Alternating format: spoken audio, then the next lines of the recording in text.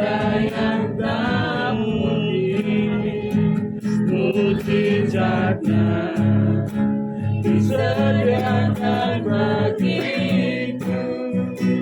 Ku diangkat dan dipulihkan bagi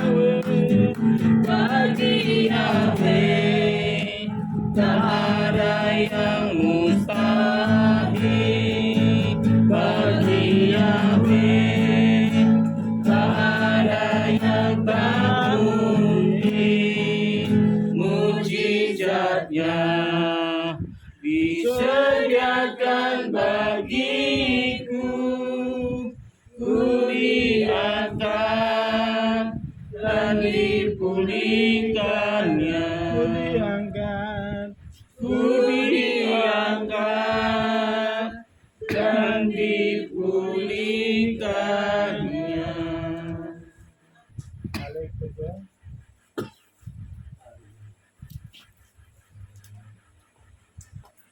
Bapa yang di dalam surga, dalam nama Indonesia Manusia, Tuhan kami yang kami sembah, bila namamu Tuhan, Engkau adalah gunung batu kami, Engkau adalah keselamatan kami.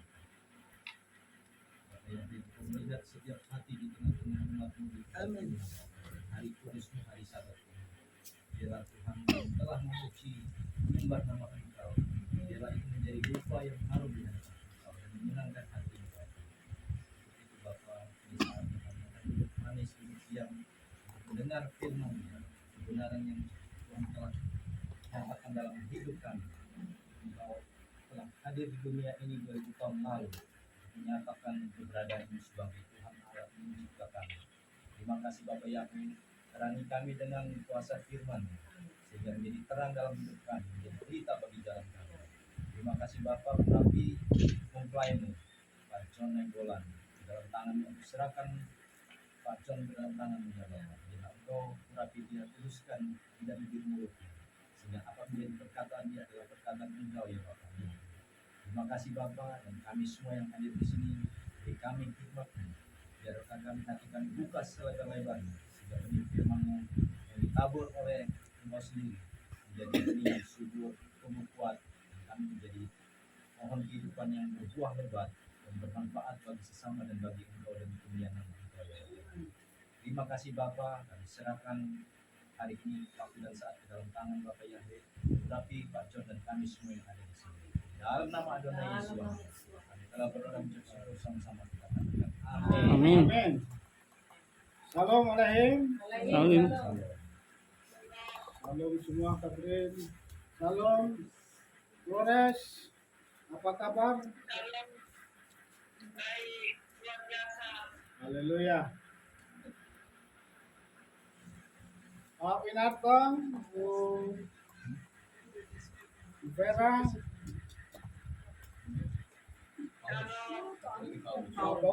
Paul, mana kabar di LD, Flores?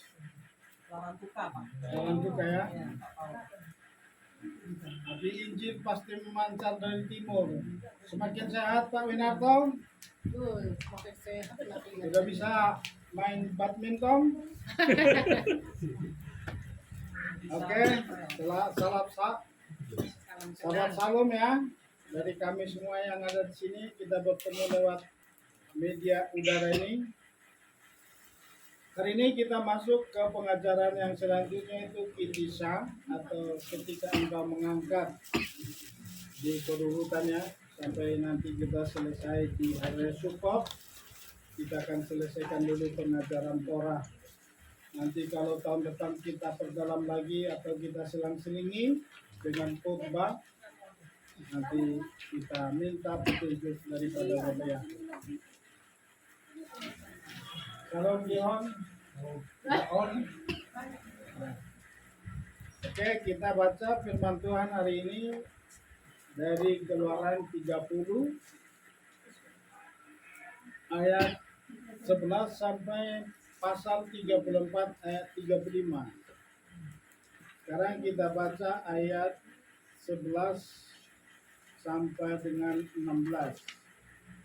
Kalau sudah dapat, kita bangkit berdiri, kita baca Torah atau dapat atau Memra Elohim dari Keluaran 30 ayat 11 sampai 16. Mari kita bangkit berdiri untuk menghormati pembacaan firman ini.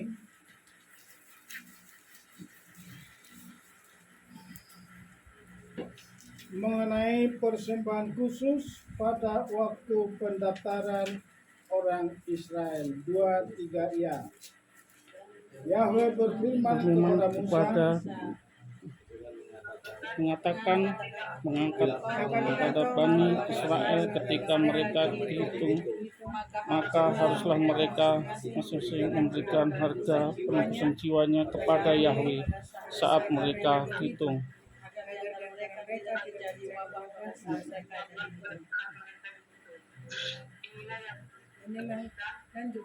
ya sampai 16.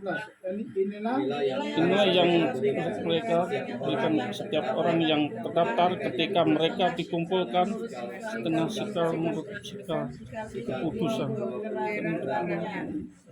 setengah sikal sebagai persembahan bukan kepada Yahweh. Setiap orang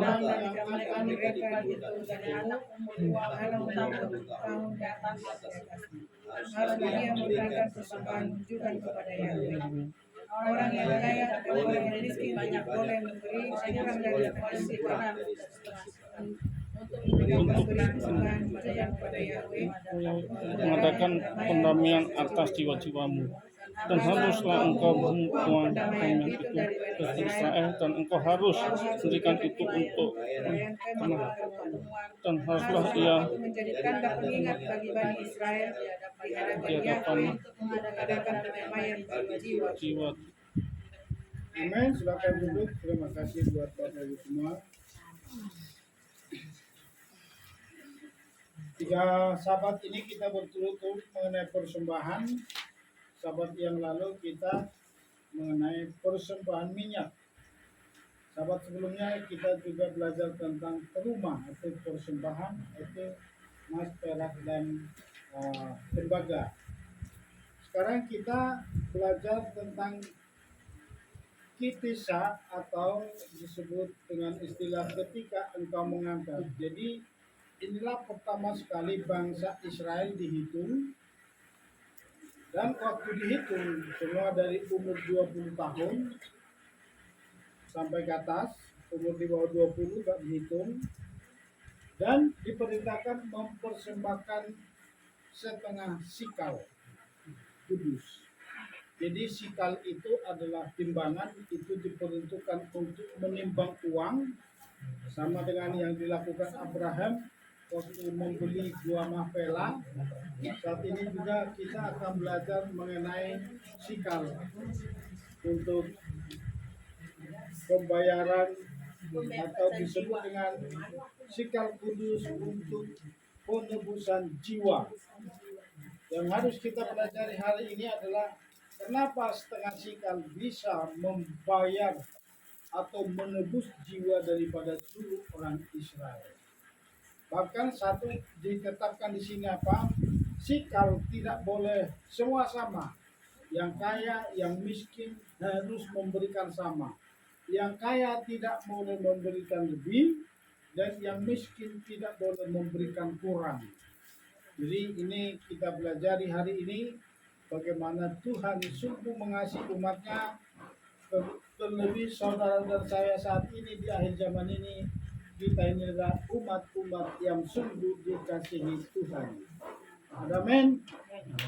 Ini kalau dibaca dari tulisannya ini harus hati-hati bacanya. Kadang kurang nyambung. Soalnya dari handphone langsung dikirim ke fotokopi, jadi agak ngawur tulisannya. Jadi pelan-pelan bacanya ya. Tapi nanti artinya pasti dapat. Pertama kita belajar sekarang.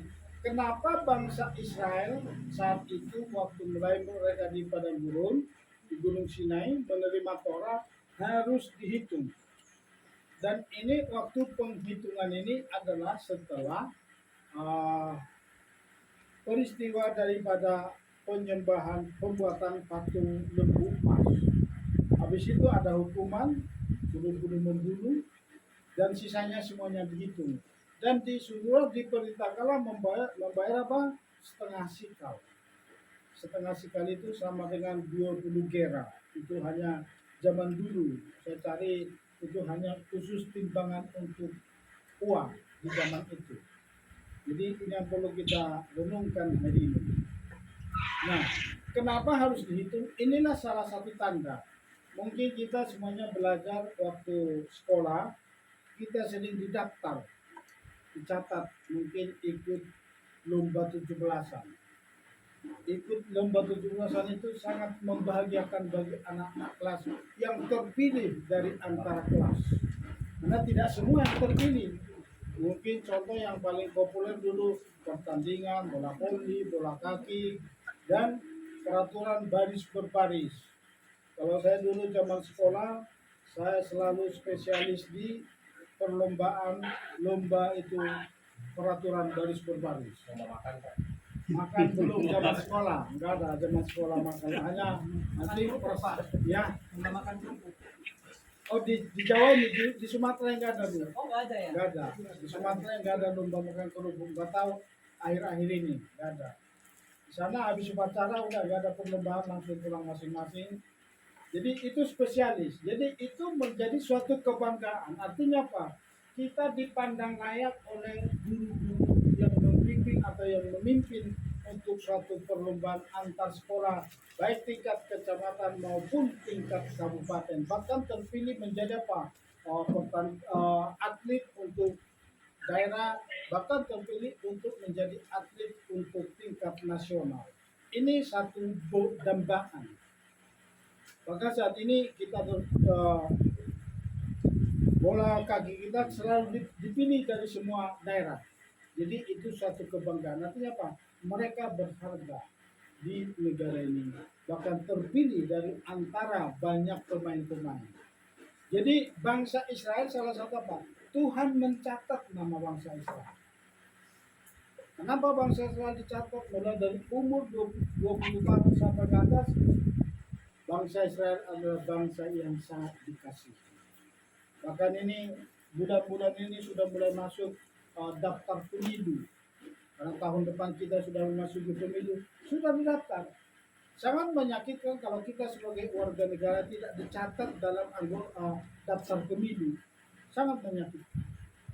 Tapi kita sungguh bersyukur bahwa kita dihargai dan kita terdaftar sekalipun kita mau minoritas, kita masuk ikut pemilu. Jadi inilah gambaran. Kenapa bangsa Israel tadi saya katakan apa? Dicatat. Ini ada kaitannya dengan setiap kita yang sudah dibaptis dicatat dalam kitab kehidupan. Jadi bangsa Israel dicatat kenapa? Mereka berharga. Kenapa bukan bangsa Mesir dicatat?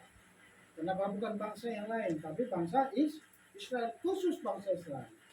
Inilah bangsa yang sungguh berharga di mata Bapa Yahweh. Ada amin? Apakah nama saudara sudah dicatat di dalam kitab kehidupan? Amin. Kalau sudah dicatat, jangan sampai terhapus. Sangat sakit nanti apa saat di pengadilan nama kita terhapus di kitab kehidupan, itu pasti kita dilempar ke api neraka, api yang menyala-nyala dengan penuh getah gigi. Jadi ini bagian daripada pencatatan dan sampai saat ini mulai di Gunung Sinai itu dicatat oleh Mose dan sampai saat ini menjadi suatu tradisi turun-temurun di Israel. Jadi umur 20 tahun laki-laki itu masuk wajib militer sampai hari ini. Jadi kalau kita ke Israel itu nanti kalau di jalan-jalan itu militernya muda-muda, itu semua yang wajib militer. Jadi ini daftarnya, jadi menjadi tradisi saat ini. Baru yang kedua apa? Dari bangsa Israel dicatat gitu artinya apa? Mereka diangkat menjadi suatu bangsa yang berbeda. Kenapa harus dicatat? Karena selama mereka di Mesir, mereka wataknya watak budak, selalu kepalanya tertunduk. Coba kita lihat daerah yang paling banyak dijajah itu selalu tunduk. Tapi daerah-daerah yang tidak terlalu lama dijajah itu selalu tegak berdiri. Itu artinya apa? Begitu mereka diperbudak beratus-ratus tahun di tanah Mesir, watak mereka berubah menjadi watak budak. Tapi puji Bapak Yahud, begitu Bapak Yahud mencatat di daftar semuanya, di situ di alam roh mereka tegak kepala. Makanya dikatakan judul daripada khotbah apa? Ketika engkau mengangkat, ketika Tuhan mencatat, menghitung bangsa Israel, disitulah kepala bangsa Israel atau mereka menjadi tegak dari budak menjadi bangsa yang merdeka. Nah sekarang sudahkah saudara merdeka atau masih diperbudak oleh masa lalu? Kalau pokok jangan lagi diperbudak masa lalu. Tapi prosesnya itu bukan gampang. Begitu bangsa Israel dicatat, itu terus maju mundur, jatuh bangun lagi. Demikian juga kita sampai akhirnya nanti apa? Sampai di Samaim, sampai Mesias datang, disitulah kita semua disempurnakan. Dari segala kekurangan, dari segala kekurangan kita untuk hidup dalam kekudusan Bapa Yahweh, kita langsung disempurnakan. Amin. Saat Mesias datang, dianggap layak langsung disempurnakan. Contoh, kalau waktu kita ujian kan 5,6 itu disempurnakan jadi 6 supaya apa? Naik kelas.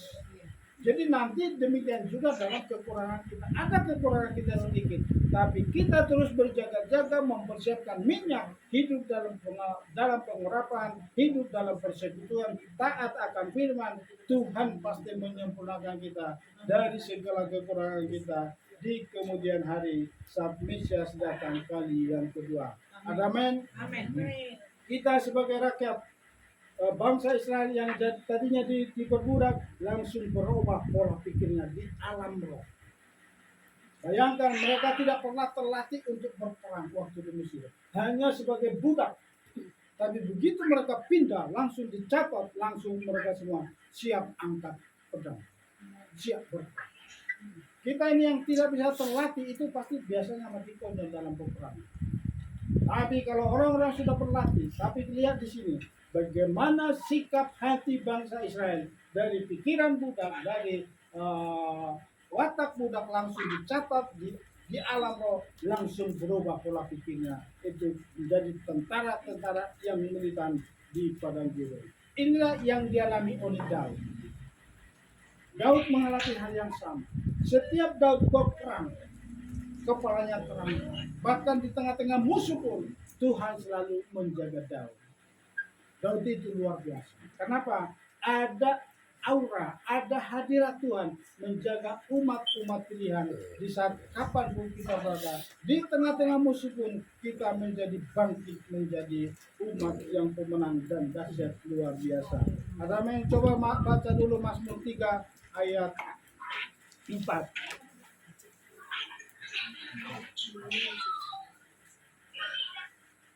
Coba dibaca Mazmur 3 ayat 4.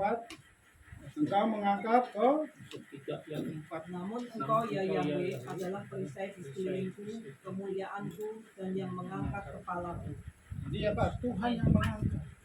Jadi sekarang kita semua yang sudah tercatat dalam kitab kehidupan, Tuhan yang mengangkat kepala kita tegak untuk selalu hidup dalam kebenaran. Jangan pernah takut menghadapi situasi sulit apapun. Justru saya katakan bagi kita semua yang ada di tempat ini, di saat kita diperhadapkan kepada masa-masa sulit, itu tandanya Tuhan sangat mengasihi kita. Amin. Tuhan sangat mengasihi kita. Kalau saudara tidak mengalami masalah, berarti kita bukan orang-orang pilihan. Tapi orang-orang pilihan itu diproses dahsyat dan luar biasa. Untuk menjadi Kopassus itu bukan semua tentara bisa jadi Kopassus. Untuk jadi pemain pasukan katak di angkatan laut, tidak semua tentara angkatan laut, tidak semua. Makanya saat ini di akhir zaman ini Kristen semua tidak siap untuk menyembah Bapa Yahweh. Hanya orang-orang yang dipilih, hanya yang dipilih oleh kasih karunia Bapa Yahweh, kita boleh memuji menyembah Bapa Yahweh. Kalau dari sisi pengetahuan, banyak di luar sana yang paling banyak pengetahuannya daripada kita. Amin.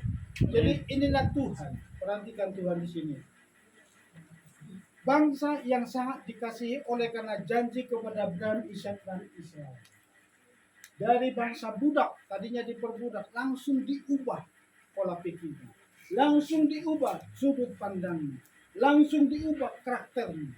dari budak menjadi praktek bangsa yang merdeka. Jadi itulah yang disebut dalam kitab Yesaya. Dulu yang apa? Coba baca dulu Yesaya 42 ayat 3 sampai 4. Ini yang masuk Tuhan dalam hidup kita. Yesaya 42, coba dibaca Ayat 3. ayat 3 sampai 4. Dulu yang pecah tidak dia patahkan, dan sumbu yang memudar tidak ada padamkan. Tidak dia padamkan. Tidak Dia dipadamkan. padamkan. Dia akan menerbitkan keadilan demi kebenaran. Dia tidak akan gagal atau menjadi remuk sampai dia menegakkan keadilan di bumi. Dan pulau-pulau akan menanti-nantikan Torahnya. Nah, perhatikan sini. Ini yang dimaksud oleh kitab Nabi Yesaya. Jadi situasi apapun yang kita alami selalu diangkat oleh Tuhan. Apa problem yang kita hadapi saat ini, Tuhan mengangkat kita dari suatu situasi yang sulit. Untuk apa? Untuk kita menjadi umat-umat yang merdeka. Kita menjadi, makanya dikatakan apa? Kita adalah umat pemenang, bahkan lebih daripada pemenang. Kenapa? Tuhan yang ehad dalam hidup kita. Bukan kekuatan kita, bukan kekuatan bangsa Israel. Begitu mereka dicatat, langsung siap berperang menghadapi. Pertama sekali mereka berperang itu menghadapi bangsa Midian, langsung dihancurkan luar biasa. Siapa yang berperang? Itu Tuhan sendiri yang berperang menghadapi musuh-musuh Israel. Amin. Amin. Puji Tuhan, kemarin kita dikirim satu jiwa ke sini, pusing 7 keliling menghadapinya. Ada error. Jadi luar biasa. Begitu saya kirim pulang ke sana, aku tidak sampai ke rumah. Aku tadi serang begini-begini. Saya udah bilang, oh, tapi saya nggak banyak ngomong lagi. Begitu saya lihat dia, oh, ini udah halusinasi, udah tinggal nunggu waktunya. Akhirnya apa? Semalam dia SMS sudah malam. Aku sekarang tidur di emperan. Saya tidak pulang ke rumah. Aku siap mau dijemput Tuhan. Apapun yang terjadi, doakan saya. Padahal punya rumah sendiri. Begitu pulang kita punya waspada. Sebelum bernikah, hati-hati Pak berhikmat. Kunci rumahnya hanya kita pasang strategi. Jadi, tapi karena itu Tuhan yang kirim, kita tetap waspada. Perlindungan Tuhan selalu ada pada kita. Amin. Amin. Saya lihat orangnya kecil adalah kalau ngamuk pun nanti ini paling bisa kita hadapi, kita sadarkan. Kalau gede orangnya paling saya kasih hikmat lah. Gimana Pak kalau kita di sana ada, paling saya bawa ke puncak langsung turunin ke bawah lagi pulang sendiri. Jadi disuruh tidur sendiri kan. Tapi saya lihat kecil loh, kalau ngamuk pun 1000 saya takut nanti kabur bisa kita hadapi. Itu dalam hidup saya. Tapi hari ini sampai dia ngomong, aku udah siap. Biarlah FPI pun nanti yang menjemput saya udah siap. Sekalipun saya masuk jadi partai Islam, saya udah siap. Tapi saya nggak mau jadi Islam. Saya lihat, begitu saya tunggu-tunggu, baru saya kirim ke guru kan, ini ada jiwa yang mau datang kayaknya begini-begini, saya kirim ke guru. Ternyata benar-benar dia sudah error. Tapi kita dalam doa hatinya ke Bapak Yahweh, dimanapun dia sekarang saat ini, kita nggak tahu apa yang terjadi dalam hidupnya. Dia dikasih Bapak Yahweh karena dia menyembah selalu kepada Bapak Yahweh. Amin. Jadi apapun situasi kita saat ini, ingat bulu yang sudah dikatakan tadi di kitab saya Pak, bulu yang pecah tidak dipatah. Jadi sekalipun kita sudah rusak di masa lalu kita karena dosa, pikiran kita, perkataan kita sudah lain daripada anak-anak Tuhan. Tuhan selalu ubah menjadi anak-anak, diubah menjadi baik bagi kita. Amin. Amin. Tuhan tidak pernah menghilangkan, tapi Tuhan selalu membantu kita dari setiap perkara kita. Amin. Coba kita buka lagi ayat Yohanes 10 ayat 3 sampai 4. Jadi Tuhan selalu penjaga kita karena apa? Itulah di kita dan dicatat karena kita ada domba-dombanya. Makanya bangsa Israel dicatat. Amin. Coba dibaca Yohanes 10 ayat 3 sampai 4. Bagi dia inilah penjaga pintu membukakan, dan domba-domba itu mendengarkan suaranya. Dan dia memanggil domba-domba miliknya berdasarkan nama, dan dia menuntun mereka keluar. Dan ketika dia mengeluarkan domba-domba miliknya, dia berjalan di depan mereka, dan domba-domba itu mengikuti dia karena mereka mengenal suaranya. Nah, jadi bangsa Israel dipilih, dicatat, tapi saat bangsa Israel belum ada istilah domba. Akhir zaman ini menjadi ada istilah domba. Jadi kita yang dicatat di alam roh, kita menjadi tercatat ada domba-domba Elohim. Tapi di KPI kita diubah menjadi apa? Mempelai. Jadi ini yang perlu kita sadari dalam hidup. Artinya apa?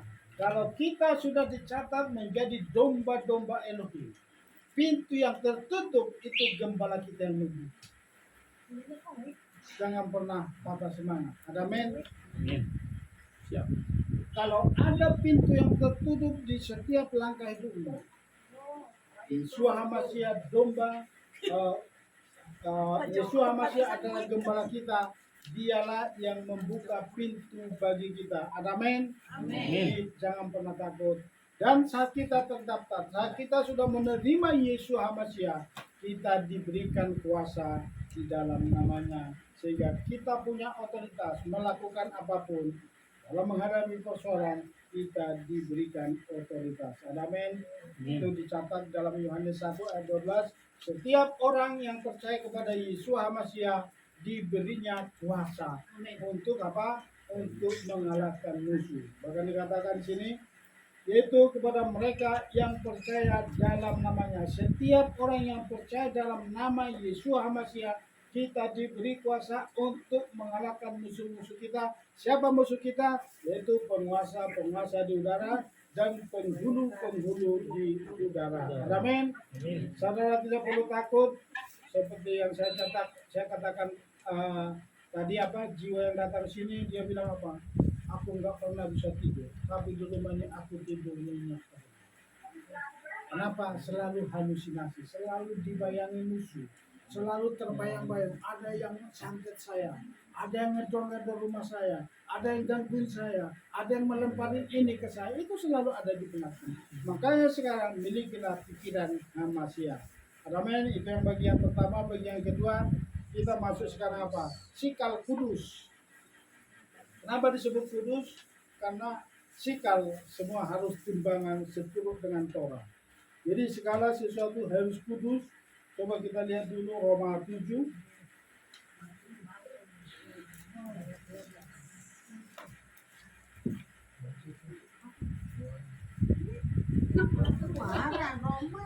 Roma 7. Oh, sorry, keluaran dulu ya. Oh, keluaran dulu. Masih belum ada yang ngatur ya. Keluaran 30 ayat 13. Jadi kita udah baca, saya baca lagi. Ayat 13. Perhatikan sini. Inilah yang harus dipersembahkan tiap-tiap orang yang akan termasuk orang-orang yang terdaftar itu. Setengah sikal ditimbang menurut sikal kudus. Sikal ini 20 gera beratnya. Setengah sikal itulah persembahan khusus kepada Tuhan. Jadi satu sikal itu berapa? 20 gera. Jadi gera itu 20 uang, atau bentuknya saya cari tadi belum ketemu, tapi gera itu sikal kudus itu khusus menimbang timbangan untuk uang. Jadi setengah sikal jadi sama dengan 10 gera.